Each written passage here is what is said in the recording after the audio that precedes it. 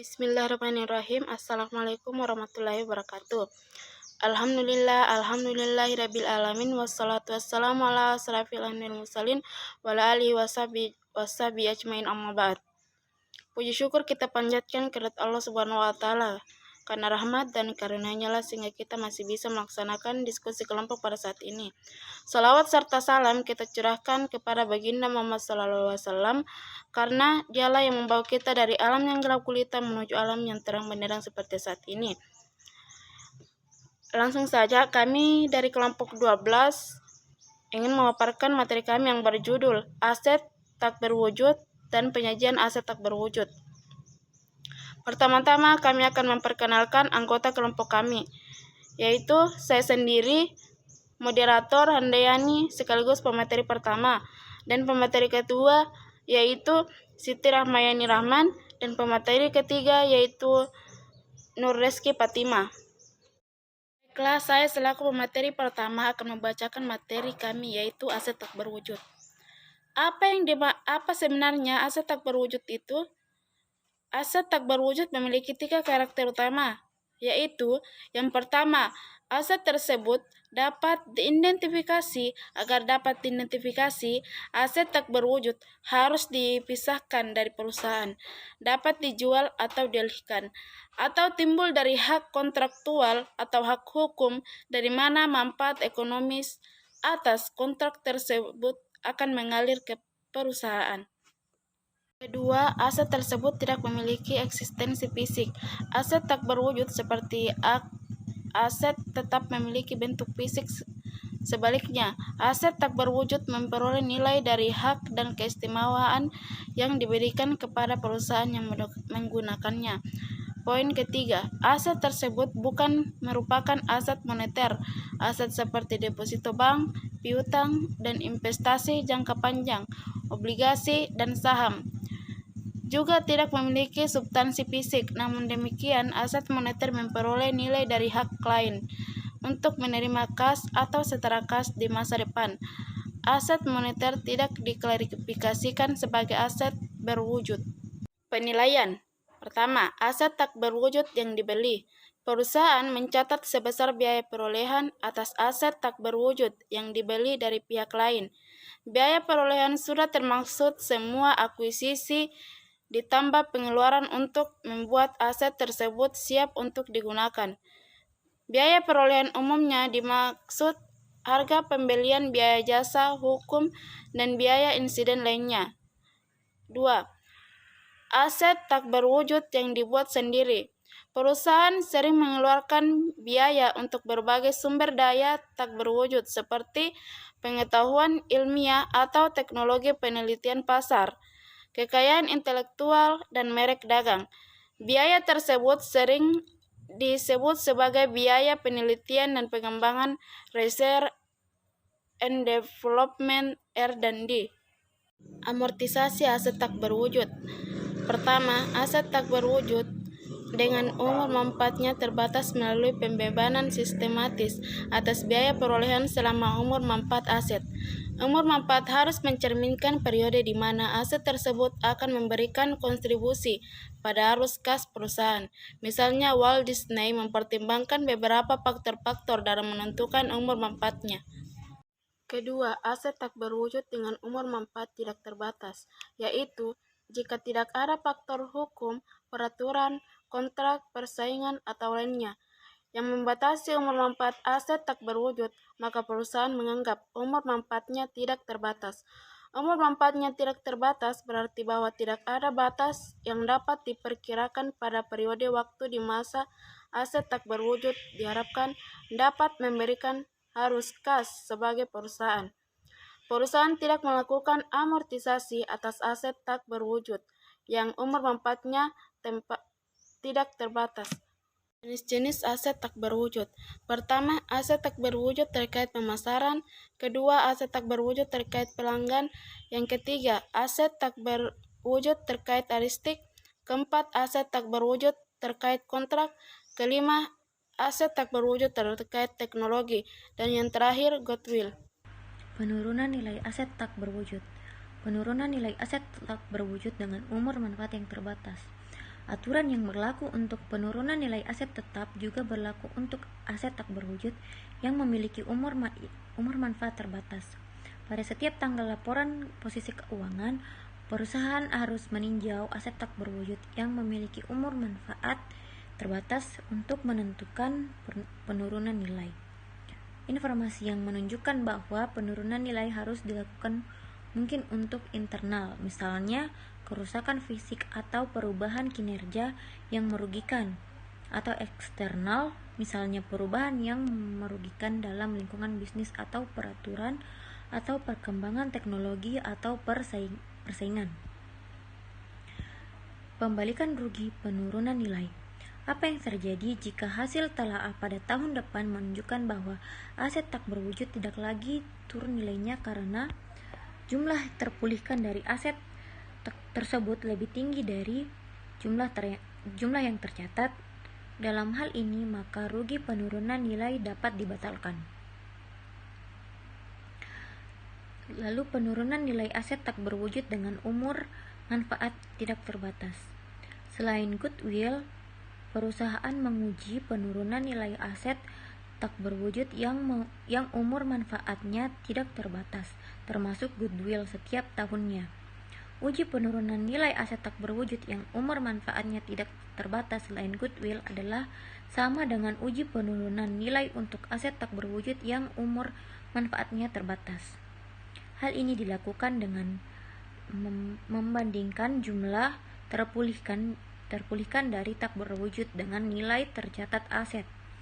Jika jumlah terpulihkan lebih kecil dari jumlah yang tercatat, maka perusahaan yang mengakui penurunan nilai.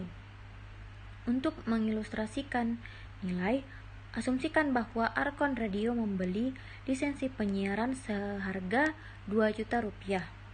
Lisensi diperpanjang setiap 10 tahun jika perusahaan menyediakan layanan yang sesuai dan tidak melanggar aturan komunikasi pemerintah atau GCC. Arkon Radio telah memperbarui lisensi dengan GCC sebanyak 2 kali dengan biaya yang minimal. Oleh karena itu, Arkon mengharapkan arus kas tersebut untuk bertahan selamanya.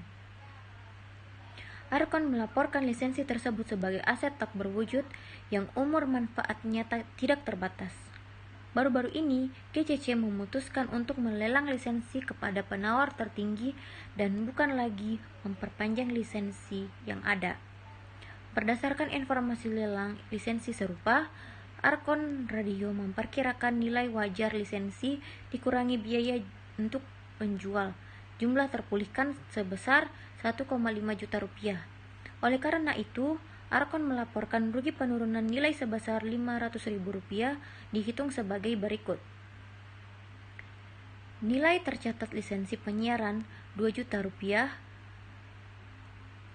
Jumlah terpulihkan berdasarkan nilai wajar dikurangi biaya untuk menjual yaitu 1,5 juta rupiah dan kerugian atas penurunan nilai 500.000 rupiah. Penurunan nilai goodwill, pemilihan waktu uji penurunan nilai untuk goodwill adalah sama dengan waktu untuk aset tak berwujud yang umur manfaatnya tak terbatas lainnya. Artinya perusahaan harus menguji goodwill setidaknya setiap tahun. Namun karena goodwill menghasilkan arus kas yang hanya dalam kombinasi dengan aset lainnya, uji penurunan nilai dilakukan berdasarkan unit penghasil kas di mana goodwill ditetapkan. Berdasarkan IFRS, ketika perusahaan mencatat goodwill dalam kombinasi bisnis, perusahaan harus menetapkan goodwill pada unit penghasil kas yang diharapkan dapat menerima manfaat dari sinergi dan manfaat lain yang timbul dari kombinasi bisnis tersebut. Terima kasih.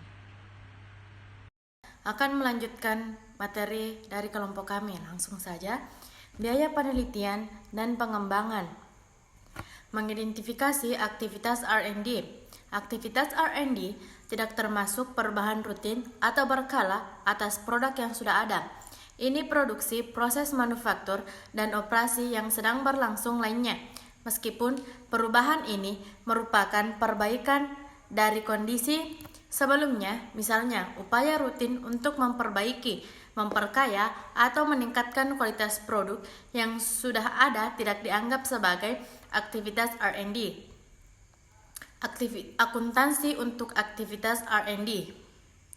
Biaya yang berkaitan dengan aktivitas R&D dan perlakuan akuntansi yang diberikan adalah sebagai berikut. Pertama, bahan, peralatan, dan fasilitas. Kedua, personel. Ketiga, aset tak berwujud yang dibeli. Yang keempat, jasa kontrak. Dan yang terakhir, biaya tidak langsung. Biaya serupa dengan biaya R&D.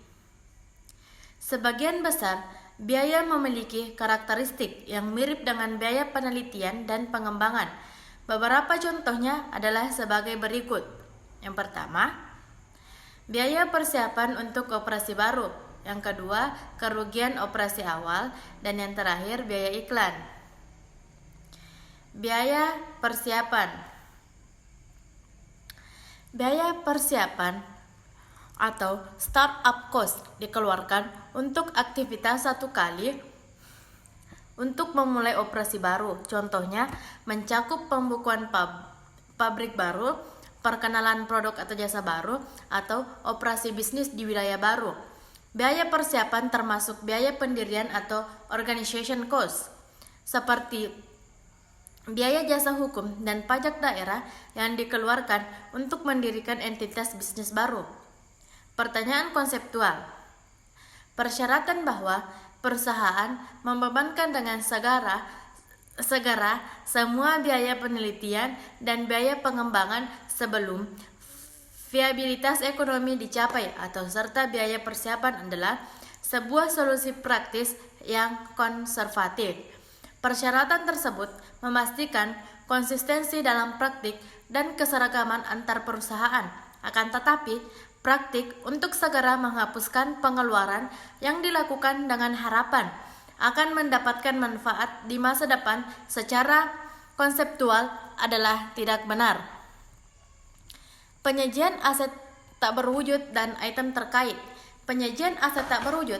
Pelaporan aset tak berwujud mirip dengan pelaporan aset tetap, namun tidak ada akun kontra yang ditampilkan untuk aset tak berwujud dalam laporan posisi keuangan. Kedua, seperti yang ditunjukkan pada laporan posisi keuangan, perusahaan harus melaporkan secara terpisah semua aset tak berwujud selain goodwill. Jika terdapat goodwill, maka perusahaan harus melaporkannya secara terpisah. IASB menyimpulkan bahwa mengingat goodwill dan aset tak berwujud lainnya berbeda secara signifikan dari jenis aset lainnya, maka pengungkapan semacam ini akan menguntungkan penggunaan laporan posisi keuangan. Penyajian biaya penelitian dan pengembangan. Perusahaan harus mengungkapkan total biaya R&D yang dibebankan setiap periodenya dalam laporan keuangan atau umumnya dalam catatan atas laporan keuangan.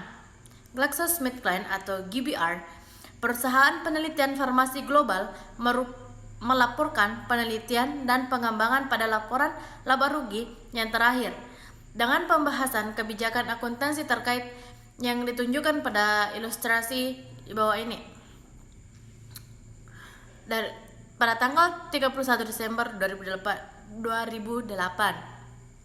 perputaran sebanyak 24.000 dikurang biaya penjualan sebanyak 6.000 dan menghasilkan laba bruto 18.000. 18.000 dikurang penjualan umum dan administrasi sebanyak 7.000, dikurangi lagi penelitian dan pengembangan sebanyak 3.000 dan ditambah dengan laba operasi lainnya sebanyak 500. Jadi laba operasi menghasilkan laba operasi 8.500.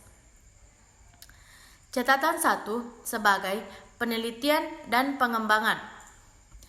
Pengeluaran penelitian dan pengembangan yang dibebankan pada laporan laba rugi pada periode di mana biaya tersebut dikeluarkan.